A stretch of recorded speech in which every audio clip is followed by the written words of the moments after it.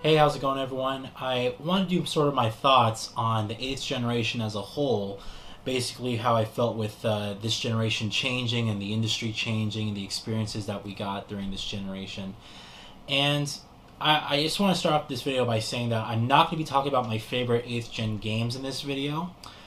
What I'm going to be doing instead is going to be doing a separate video where I basically discuss my 8th gen games and my personal favorites, the type of games that I feel that you guys should have played if you're really interested in playing games in the 8th generation, and sort of kind of go on from there. So if you're waiting to hear what my thoughts are on my favorite 8th gen games, I'm going to be doing a separate video for that in the future. Alright, but this is going to be more about my overview of the 8th generation, and I felt like it'd be better to do this video sooner rather than later, just because we already kind of started the 9th generation now, and wanted to sort of give my thoughts on basically this generation before it becomes irrelevant.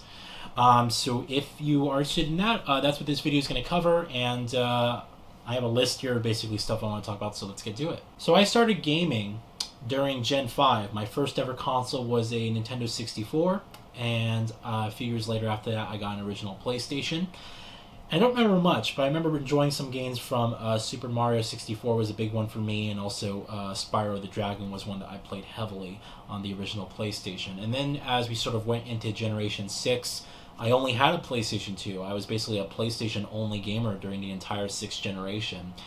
And it's interesting because my mind gets really foggy basically pre-7th generation, and I don't know why that is, but I have a really hard time remembering the games that I played, what I enjoyed, what I didn't enjoy, and only like a few standout games really really come to mind. So when I think about like 6th generation, I think about Bully, I think about Midnight Club 3, and Gran Turismo 4.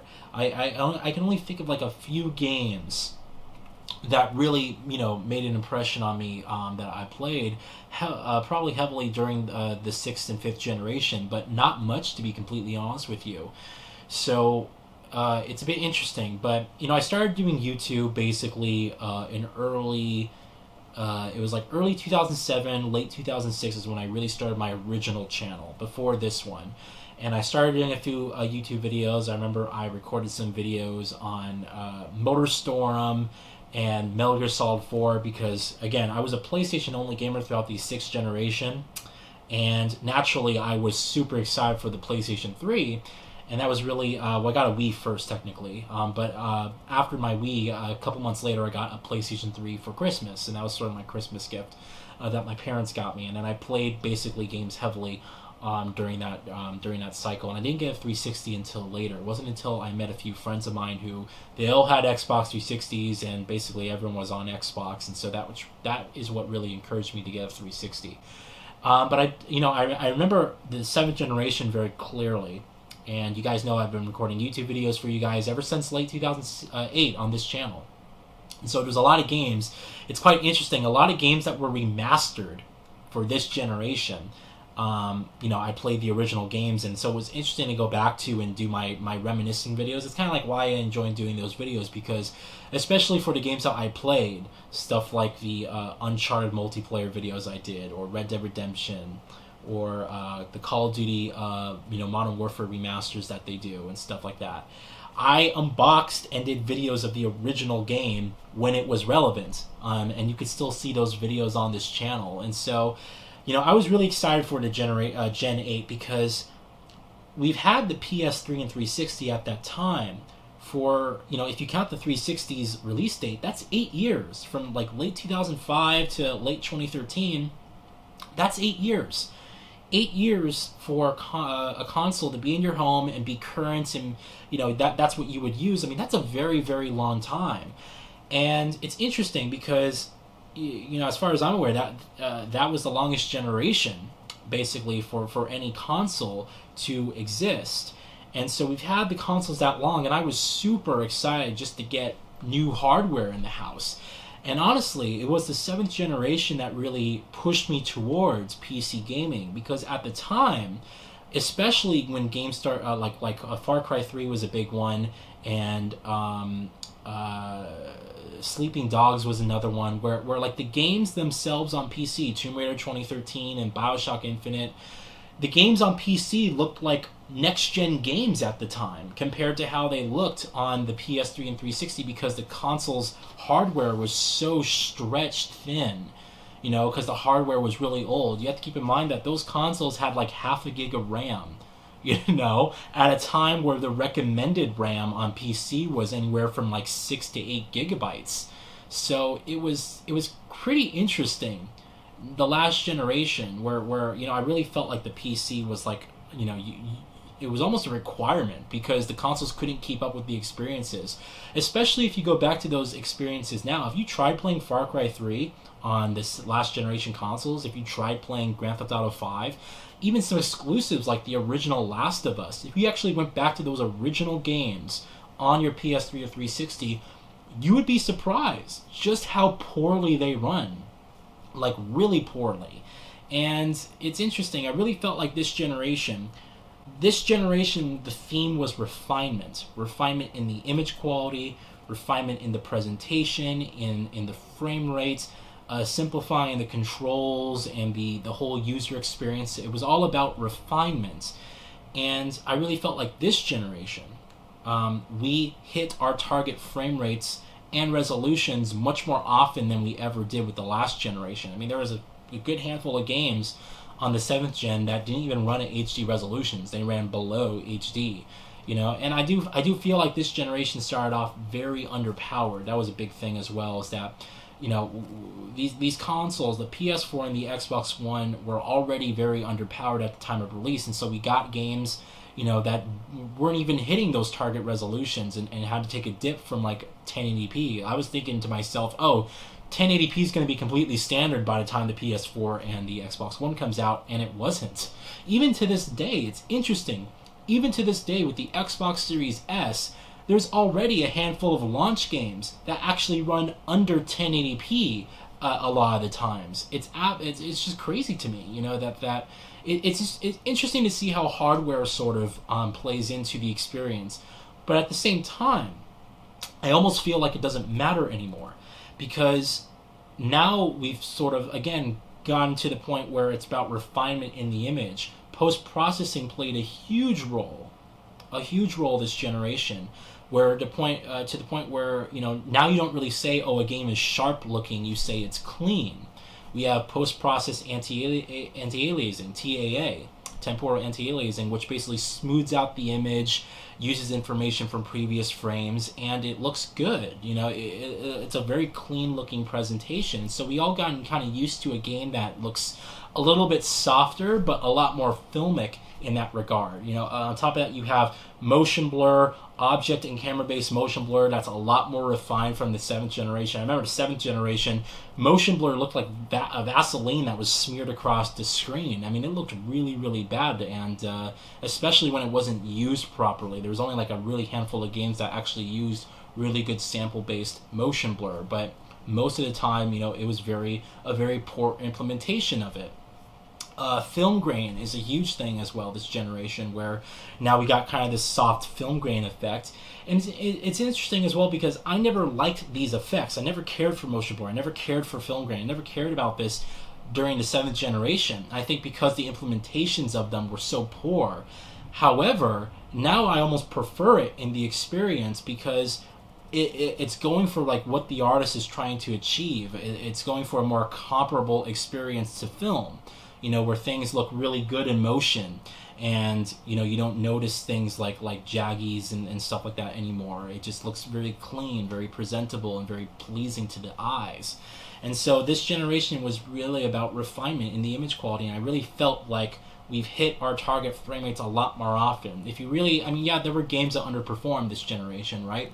But if you really look at the experience, minus the base Xbox One, which unfortunately, that console, its final year really was just it just got slammed. I think there was too many games that came out that just tried to do too much for the hardware, and so you got a lot of these even smaller games like Devil May Cry 5 was like consistently under 50 FPS on the Xbox One. these new next gen games that are coming out, like Watch Dogs Legion, like 20 FPS on the Xbox One. So the hardware, you can see, is already being stretched in, and it was being stretched in well before the new consoles were coming out, the new generation started. But because this generation, very odd this generation, we started off with, kind of underpowered consoles that didn't take advantage of 4K displays. And 4K at the time, late 2013, it was becoming more affordable enough to the point where, you could actually get one pretty decently. It wasn't like it is today where basically every display is 4K. You can't even buy a 1080p screen anymore. Back in 2013, it was still relatively new, but it was starting to come down. Things were starting to become more affordable. You could probably get a decent 4K TV for anywhere from like $500 to $700 at that time, and that just basically excelled and became quicker and more affordable as the months and years went on, to the point where Microsoft and Sony had to respond in some way, and they did so by giving us the PS4 Pro and the Xbox One X, these mid-gen console refreshes. This generation, because we got the PS4 Pro and the Xbox One, I felt that in itself was sort of a graphics card upgrade, to the point where now the experience on PC, although there was a difference, and there is a difference, it's slight enough to the point where you're not actually missing out on the dramatic experience so much so as you were during the PS3 and 360 days. It looks fairly comparable. I played a bunch of games on my Xbox One X. I played games like Metro Exodus. The game's native 4K, 30 FPS on Xbox One X. It looks fantastic.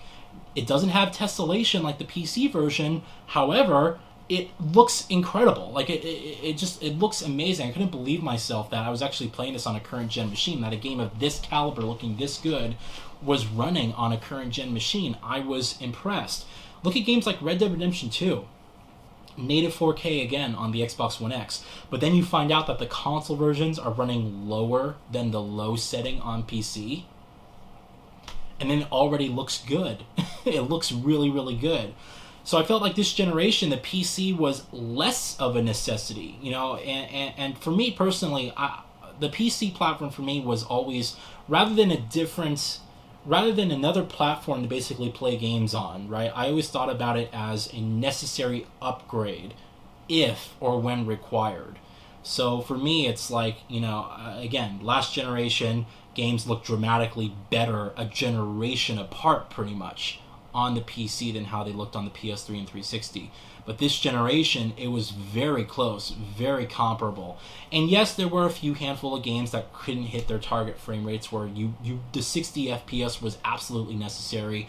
I think games like Control was one of those where, I played it on the PC because the consoles were having a really difficult time hitting 30 FPS in that game. And even then, you look at the combat and everything that's going on, you kind of want 60 FPS in that experience. Now, they're re-releasing Control on the PS5 and the Xbox Series X and S, so I'm sure that they might have a 60 FPS target mode or whatever the case may be. But my point being that the experience, for the most part, for like 95% of games that came out, was fairly comparable to what you were getting on PC, to the point where you have options now on consoles. You have your frame rate options, you have your resolution options, the same kind of basic choice that you would have on PC. Oh, you want prettier visuals? Sacrifice frame rate. You want the really fast response times and FPS? Sacrifice the visual effects. You got pretty much a lot of that, with the introduction of the PS4 Pro and the Xbox One X. So they give you choice, which is really interesting to have in the console atmosphere. Now, with these new consoles coming out, we also had HDR, high dynamic range, being actually introduced along with the 4K support and whatnot. This was a big thing for me. I didn't realize how dramatic HDR was going to change the image until I got a true HDR TV and actually games started taking more advantage of it properly. To the point where, HDR looks transformative compared to some of these SDR presentations. Right off the bat from memory, I can say that games like Metro Exodus that I mentioned, Ratchet and Clank, the reboot from 2016, really good handful of games. that really transformed the experience, and to the point where, SDR, you look at it by comparison, you don't realize just how flat the image looks when you actually until you actually go back and forth basically between HDR and SDR. Some of these games, it adds so much to just the lighting and the way the environment looks, especially if you have a proper TV that can handle it. So I like all this stuff about this generation in terms of, again, refinement. It was about making things look better, prettier, less jaggies, more softer, more cleaner presentation, better target frame rates, and more consistent frame rates on top of that. So I also want to discuss basically the speed and reliability of these machines. I had really bad luck during the 7th generation. I went through 3 Xbox 360s and 5 PlayStation 3s. 3 Xbox 360s and 5 PlayStation 3s. I had really bad luck with the PS3s, right? These consoles were always breaking. They were overheating. I got the yellow light of death. I got hard drive corruption issues. I had like a lot of issues with basically the 7th generation consoles. However, for 8th generation, no hardware failures whatsoever. My base PS4 still works perfectly fine. My PS4 Pro works perfectly fine. My Xbox One S, Xbox One X work perfectly fine. I mean, these machines honestly have lasted since I got them, and they're working perfectly fine without any issues whatsoever. The only one thing I will say is this happened on both my PS4 and my PS4 Pro. The disk drive on my PS4, for some reason, has stopped grabbing the disc when you put it in. So when you put the disc in, you actually have to push it in order for it to actually go through, because whatever mechanism that basically grabs the disc and pulls it into the tray for some reason isn't working on my base PS4. And it also happened on my PS4 Pro, but I traded in my PS4 Pro and I got a brand new one because I really wanted to make sure that console, this was a couple of years ago, I wanted to make sure it lasted throughout the remainder of this generation. And so I did trade in my PS4 Pro, which was a launch unit, and I did get the newer refresh model that runs quieter and stuff like that. So that happened on both my PS4s, but not a big deal. I mean, the disc tray still worked. You just had to push the disc in. Again, whatever mechanism grabbed the disc and pulls it in once you just set it in there wasn't working. But besides that, I mean, no console hardware issues whatsoever for me. I never had any failures. All the consoles always turned on all the time. I didn't have any weird, power issues or shutdown issues, really. Honestly, these were very reliable machines, which is great. Again, I had really bad luck during the 7th generation. 3 Xbox 360s. I know in particular I'm the exception to the rule. I went through more PS3s than I did 360s, which is kind of surprising, right?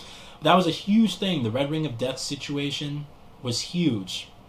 Even the yellow light of death on the PS3 was fairly big, but not as big of a deal as the Red Ring of Death. But I went through a bunch of those consoles. They never lasted for me for some reason, And now it's interesting because my Xbox 360 Slim still works perfectly fine.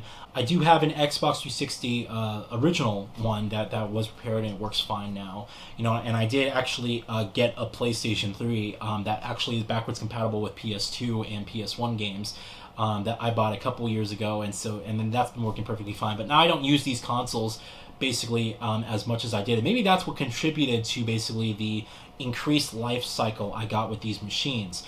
I didn't play my PS4 and Xbox One as heavily as I did with my PS3. Probably because I got older, and so as I got older and I was getting more involved in my career, I was finishing college and things like that, so I didn't have enough time to really play these machines as I did when I was younger. When I was younger, it was like, all the time. I want to play my 360 for hours, and I want to play my PS3 for hours. I was like on those machines for very long periods of time. Many times throughout the day and the week. So maybe it was a contribution of all those things, sort of. Me not playing the consoles as much because I'm getting older, having less time. I would say that that's probably a fair and accurate a reason why those consoles probably lasted longer than they did. But to be honest, no issues whatsoever, and I take care of my machines a lot better now. Every single time I start a new game, I always dust my machines off, and I have compressed air filters and a vacuum that I basically use to get all the dust out. So I'm really very paranoid about making sure that dust stays out of my machines, and you can bet I'm cleaning my PS5 5 and Series X like every week now, so it's pretty. I'm much more conscious about those facts. But yeah, I really felt like this generation, the reliability of these machines was perfect. I didn't have any issues, so I really can't complain. Besides that disc issue, which honestly isn't that big, just push the disc in and it works perfectly fine. So I really have nothing to say on that front. The UI for me, there were freezes at times for the UI. I would say right now it's actually happening more prevalent on the PS4 than it did for the Xbox One. Probably because the Xbox One keeps updating their UI constantly, right? So, but on my PS4, sometimes I get freezing with the UI as I'm scrolling through the tiles and things like that. But it's not nearly as big of an issue as it was on the 360 and PS3 because that was like such limited RAM. We have a much more decent size of RAM where these machines can actually take advantage of it much better this generation. So that's pretty cool. So yeah, that pretty much sums up what I think the good things were this generation. Oh, before I actually move on, there is one more other thing. Less gimmicks. Basically, if you remember, PS3 and 360, we had all the stuff about motion controls, all this shovelware games, Do you guys remember all this crap shovelware stuff, like the TV show Nickelodeon and Disney tie-in games? We didn't really get that this generation. It was really interesting to not see, all those old classic Disney shows like the Hannah Montana games. Like, you never saw those at all. I know the show doesn't exist anymore, but my point is, like, a lot of those shows, you don't really see those game tie-ins anymore, which is actually, I think, really good for the industry because it's less crap. It's less crap that you're sitting there, sitting there on the shelf, basically taking up space. And, it's nice because you're not seeing these resources wasted on those type of experiences that are really just throwaway and just meant to basically cash in and get a quick buck. And so I really appreciate that this generation. Less shovelware, less gimmicks. You can say VR was a gimmick, but I don't think so. VR is an interesting idea that just hasn't taken off yet, and I feel like for me, I'm not interested in owning VR until it becomes completely wireless. When VR is completely wireless and I'm able to sit in a room with nothing in it and just fully experience the full AAA VR headset, then I'll give a shit about VR. But it wasn't pushed down our throats. VR wasn't pushed down our throats as much as like the motion controls were during the Wii days and stuff like that. So I actually really appreciate that this generation. So that's basically all my positives this generation. Actually quite a few when you kind of go down to it. Now let's get down to basically the bad stuff, which there's not as much, but that doesn't mean that they're not any less significant. Some of these are huge for me. Game installs and downloads and update sizes. This was terrible. The fact that the days of getting a game from GameStop or Best Buy or whatever the case may be, even from Amazon, the games of getting a game and putting the disc in your console and playing it are over. I miss those days. It's interesting when I go back to my original 360, because on the PS3 there were some games that actually required the installs, but it's interesting because on the 360 you can just put the disc in and start playing. It's great. It's such a weird thing to be able to sit there. Oh, I don't have to wait for it to install to the hard drive. I don't have to wait for this giant patch to download. I mean, there are patches, but megabytes in size. Very few actually gigabytes in size. Even the map packs for some of these games were like less than a gig. So it's actually really nice. I miss those days. I don't mind the installs personally that much, I'll be honest with you, because I always install a game. If I'm going to play a game, I install it the night before I'm about to play it. I don't sit there and turn on my console and say, oh, I want to play a game, sit there for 45 minutes for the game to install. I don't do that anymore. What I do is the night before I'm about to start something, I always put my disc in my system and let it sit there for like an hour and a half so it fully installs the game, and then I just start it the next day when everything's fine. So, but the days of the ease of being able to sit there and put a disc in your machine and start playing are over, as sad as that may be. And then, a big thing for me, and this is probably the biggest thing this generation, and why I actually don't like this generation in comparison to the last generation. The lack of creativity. There has been just an onslaught of push towards whatever's trending, whatever's going to make money, And the idea, the prospect of new experiences, new IPs, something brand new and totally different is very, very few these days.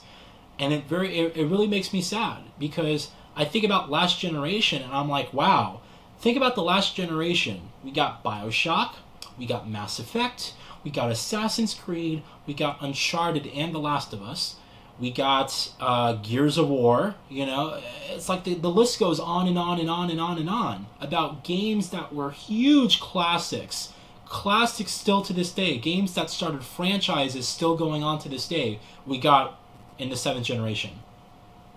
What is there this generation? I haven't seen anything that honestly has given me that feeling of, oh, this is the start of a great franchise or something like that. Nothing that competes on the level of BioShock, nothing that competes on the level of Mass Effect, nothing that competes on the level of Uncharted or Gears of War, even the new games, even the new iterations, the new releases, the sequels in these franchises are not as good as they were, as the original ones were when they came out.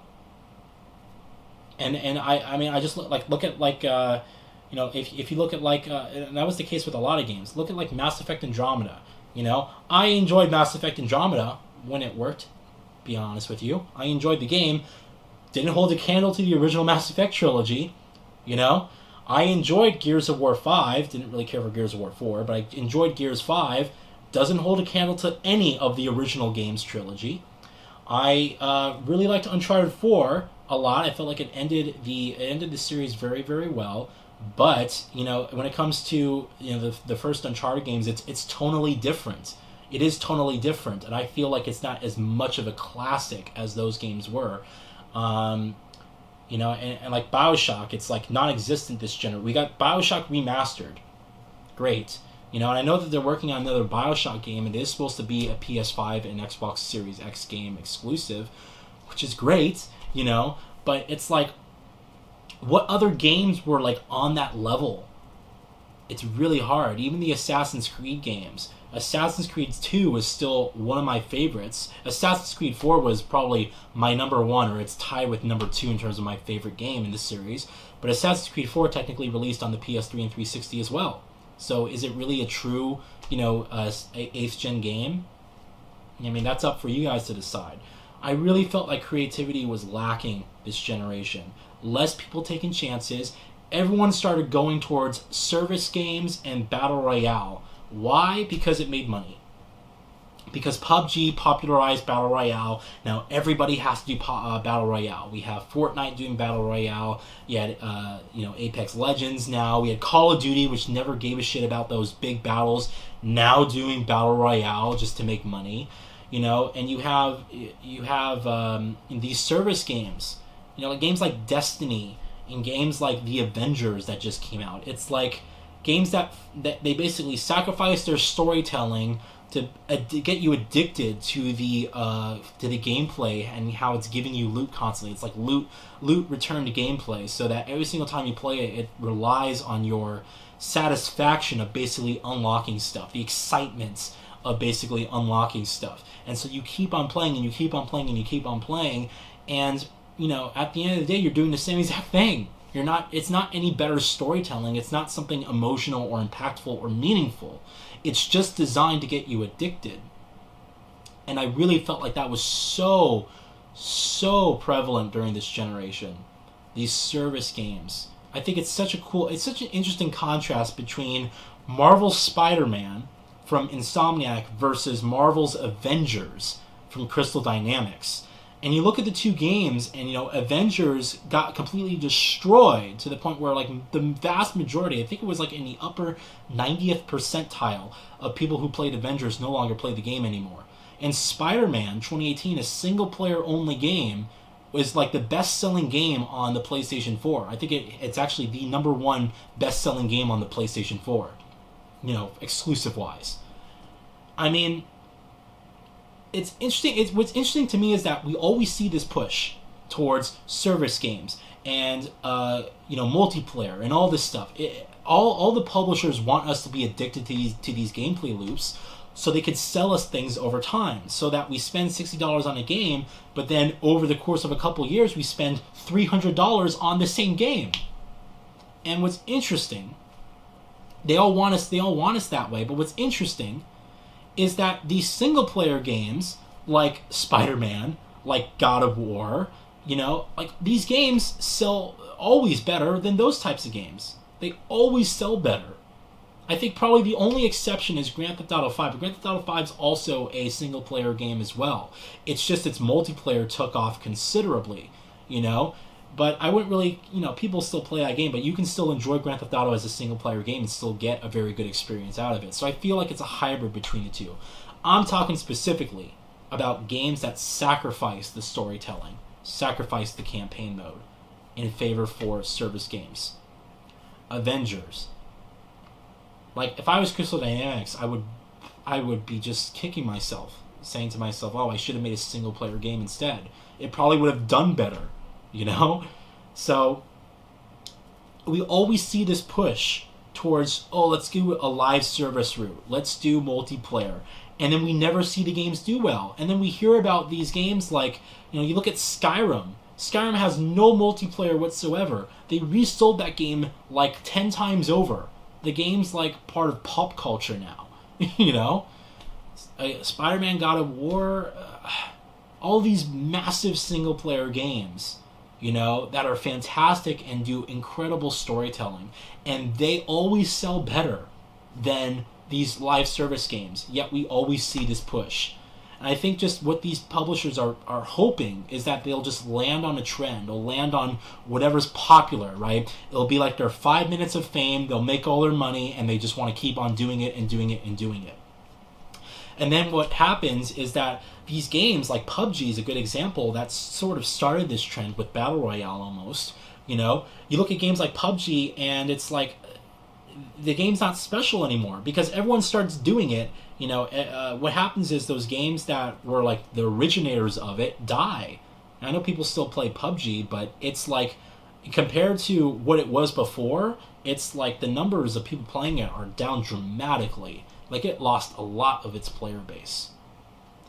And it's just, everyone's trying to just hit that trend.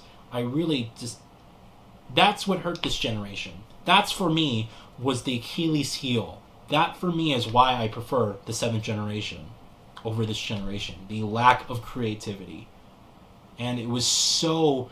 I felt it with almost everything that I played. The vast majority of stuff that I played. The service games were really just an unfortunate cost. Loot boxes, microtransactions soon followed. I mean, I boot up Call of Duty today, and it's like I'm just thrown in my face constant ads, and oh, this is for sale. This is for sale.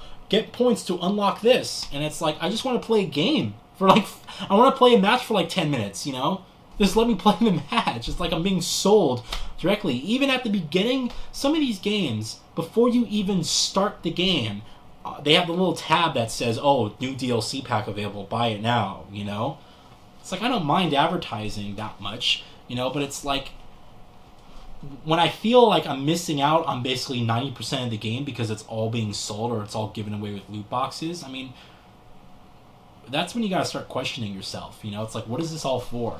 Are you honestly trying to get me to enjoy the experience? Or are you just sitting here trying to get me to forfeit my money? So, with all the good that this generation brought us in terms of refinement to the image, like I said, the speed and reliability of these machines, the cost of all of that, honestly, and I think it's because this industry got a lot more popular as well, the cost of making games got a lot more expensive. The cost of everything was creativity, imagination, and innovation. I think about a lot of those games I played, even during the 6th generation. Generation 5. Look at Resident Evil, the original PlayStation when it got started. Gran Turismo, Metal Gear, the Wipeout franchise. A lot of these games where it's like, you played it and it was like, wow, this is incredible. This is something creative. And even I feel like a little bit on the 6th generation, you had Halo. You know, that was a big one. A lot of these franchises that still live on to this day, and I feel like we got such a breadth of them at the beginning of the 7th generation, and then nothing this generation. Anyway, those are my unhindered thoughts on the 8th generation. I really am interested to hear what you guys think. I know that this generation, for a lot of you, some of you guys got really involved this generation. Some of you who are very young during the 7th generation started gaming this generation. You really started gaming this generation. And I'm actually curious to hear what your thoughts are, because if you are growing up now, you probably think, oh, this is great. Everything looks beautiful. Everything's really nice and playable. I love the storytelling. This is fantastic. But from my experience, from the time I grew up in to the time when I really got involved in gaming, from playing games from, you know, the previous generations onward, from all those years, I look at it now and I'm saying to myself, gosh, something's up. This is terrible. It's not quite so bad. I mean, some of these games we got great, you know, remakes for and remasters. I mean, that's really what we got a lot this generation, but the core experience was always the same. It was like a refinement, and it wasn't done as well. It's like, you know, some of these games weren't done as well as the previous games. Definitely an interesting generation, but honestly, out of all the generations I participated in, I think this was the worst one, from what I can remember at least. But even just looking at the games, I really do feel this was the worst generation that I took part in. And going into Gen 9, I really hope for that reclamation of creativity. You know, new stuff, new experiences. I really hope that we just get that back, where, you know, developers take chances again, and we see this breadth of innovation, new experiences, new franchises being started, you know, better stories, more interesting stories being told. That would be really, really cool. So, but I guess we're gonna have to wait and see. I feel like we're off to a good start this generation. Well, considering everything that's going on, I mean, when you really look at the games available, the vast majority of them are still on the previous generation consoles. But you know, they're good games. I'll be honest with you. Like Demon's Souls being remade, Spider-Man, Miles Morales. I mean, yeah, existing games, right? They were out before. But still, I mean, these are very solid games in their own right. And so I only hope that, you know, and I've seen some good stuff from the trailers that were being shown, the reveals and stuff from the new consoles, new franchises being started. We're going to have to wait and see and hope that things don't get canceled. Who remembers Agent from the PS3 days? Deep down from the launch of the PS4, they were advertising that. Completely gone. Anyway, those are my thoughts. I know they were quite long, but I had a lot of stuff I wanted to discuss. And yeah, for any of you guys who maybe are still playing 8th generation games, I mean, the generation just started. There's going to be a long transitional phase, especially now with the virus and money being tight, and with the manufacturing of these consoles not being up to par. It's going to take a while for people to basically transition over. But what was your favorite thing about this generation, and your least favorite thing? What was the thing that... What was one thing that you liked and one thing you didn't like about the 8th generation? I'm interested to hear what you guys think. So, hope you enjoyed this video. I know it was super long, but hopefully now you understand my thoughts. And I'll talk with you guys later. Thank you very much.